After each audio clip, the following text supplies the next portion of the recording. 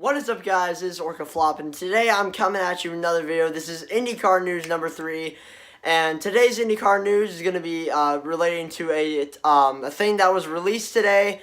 NTT is going to be the primary sponsor for IndyCar in 2019 and presumably more years in the future. We don't know for sure. But IndyCar themselves broke out the news. They said NTT signed a deal with them, and they are going to be the primary sponsor of IndyCar in 2019 and throughout maybe some more years.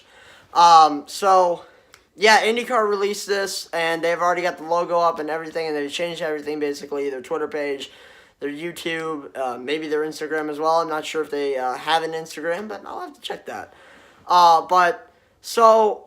Basically, I think we all knew this coming because Adam Stern reported prior to the announcement that a Japanese company was willing to sponsor IndyCar, especially after the money they were looking at investing into IndyCar after Takuma Sato's 2017 Indianapolis 500 victory. So we knew that a Japanese company, whether it be a cellular Japanese company or maybe another manufacturer that could join IndyCar, we knew a Japanese company for sure was going to try to take over that primary sponsor spot and, invest more money into IndyCar.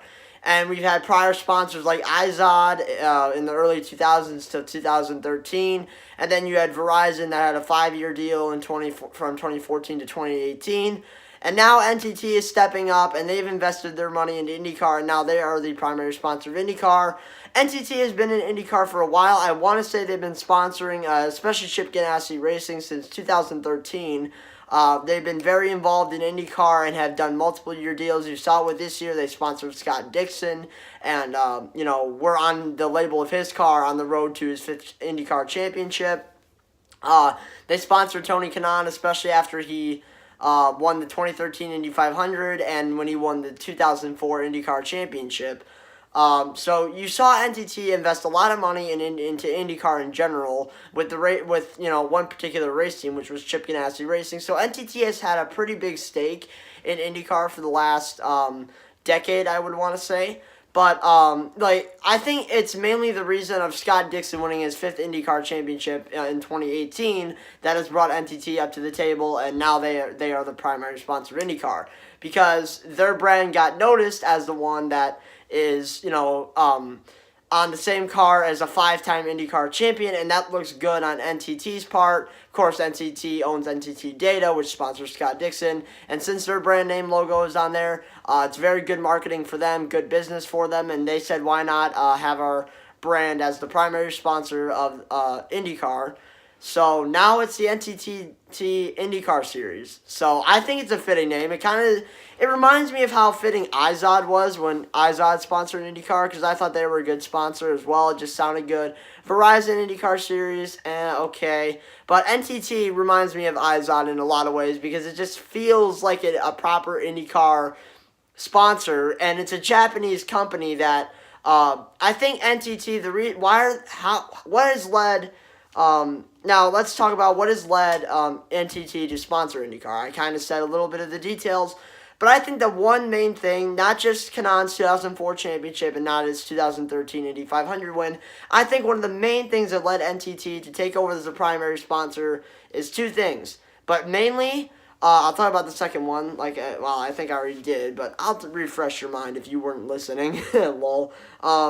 Number 1, I think it was Takuma Sato's 2017 Indianapolis 500. Because after he won that Indy 500, Japanese companies all over the world looked at that. And when Takuma Sato is the only Japanese driver in IndyCar as of right now. I think we've had some in the past, not for sure. But if someone in the comments again could, tell me that. I don't remember, but for all I know, Takuma Sato is the only driver in IndyCar that is Japanese as of right now, and I feel like him winning the 2017 Indy 500 was a big impact on Japan, and, it influenced Japanese people to get into IndyCar because someone from their home country won quite possibly the biggest race in the world in the Indianapolis 500.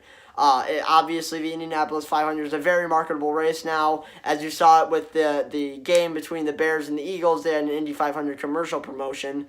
So the Indy 500 clearly is getting even more marketable than it has even in years past. And now that, these Japanese brands look at, hey, Takuma Sato won the 2017 Indy 500. And not only that, I believe after he won the 2017 Indy 500, Tokyo was showing his face all over the city, and people noticed him and probably got into IndyCar as well, which caused TV ratings to go up. And guess what?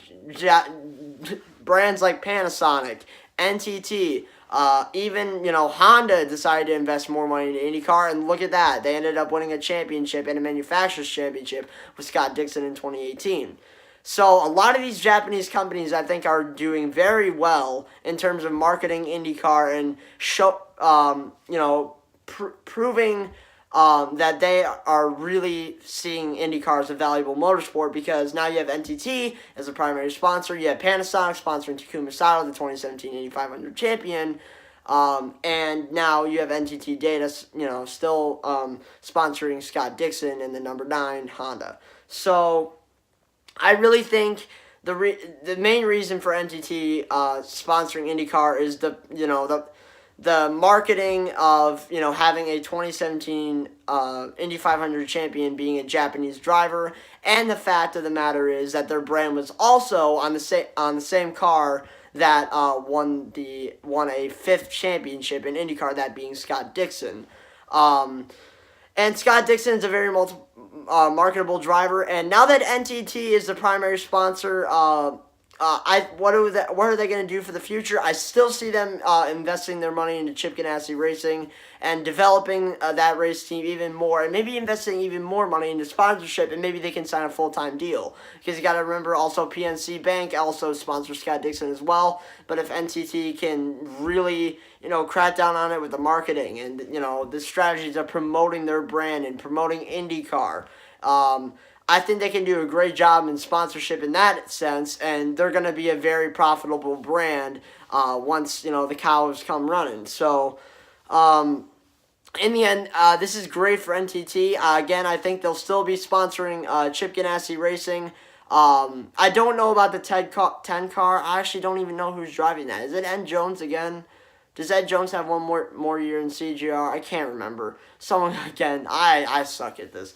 But I know Scott Dixon's still going to be in the 9 car. I think Ed Jones is still going to be in the 10. I'm not for sure. There might have been a seat change on that. I'm not for sure. But I'm pretty sure Ed Jones is still in the 10 for 2019. So I really still see them sponsoring Chip Ganassi Racing. I don't really see them sponsoring any other team. Even with Takuma Sato being on Rahal Letterman Lanigan Racing, I don't see them investing into him, since they already have a contract with Chip Ganassi Racing. So I don't see that deal coming out. But I definitely see them getting success and making a profit from being the title sponsor of IndyCar and getting that big brand notice from IndyCar fans themselves, and they'll want to buy products from NTT because they see that NTT is the primary sponsor. They'll make profits from CGR's presumably success. I'm sure Scott Dixon's going to win a race this year. Don't know about Ed Jones, but I'm sure they'll make money from earnings and win earnings from Scott Dixon and Ed Jones. If Ed Jones ever does win a race, I'm sure it's going to be Scott Dixon still. But, so this is a great move for NTT. What are my thoughts on this? I think this is a great investment for NTT. It's really it just shows that IndyCar has a lot of good sponsorship value in their motorsport. I'm not trying to call out NASCAR here, but, it just seems like a lot of sponsors find IndyCar very valuable, and when one leaves, and the one immediately steps up. I think NTT, someone told me that they did a large investment into IndyCar as well. So obviously they really find it valuable. They're putting multiple amounts of money into IndyCar. So clearly they're seeing that IndyCar is a very valuable motorsport and want to invest more into it and end up having more success within IndyCar. So I think they'll still have success with Dixon and Chip Ganassi Racing in general. But this is a great investment. I'm so happy to see that NTT was willing to step up for Verizon, step up after Verizon left, and the NTT is willing to invest in IndyCar and become a marketable brand that it's going to be in the near future because of this move. So, thank you, NTT, for sponsoring IndyCar. This is a great move. I hope, I'm still cheering for Joseph Newgarden this year, but, I hope you get the best if Scott Dixon ends up winning races and, you guys make good profits. And I hope you sponsor IndyCar for at least more than 5 years than Verizon did because, I don't know. I just thought Verizon could have stayed longer, but hopefully NTT sticks around for a while and this big investment will, come forth to them and it'll be worth it. So, thank you, NTT, for becoming the primary sponsor of IndyCar. This is a good investment, and it shows IndyCar that this is a very positive thing for IndyCar, considering a company like this is willing to invest this much money to become the primary sponsor. Thank you guys all for watching this news. I gave you my thoughts and, what this really means for IndyCar and stuff like that. Again, thank you, NTT, for sponsoring IndyCar this season and presumably in the future. And let me know your thoughts in the comments down below. Podcast tonight on Rowdy Smoke 14's channel. You can watch that at 8:30 Eastern Time. I'll be on there. We'll probably talk about IndyCar and NTT as well. So, if I don't get my thoughts on there, you know where to go with this video. So, thank you guys for watching, and I'll see you guys in the next one. Bye.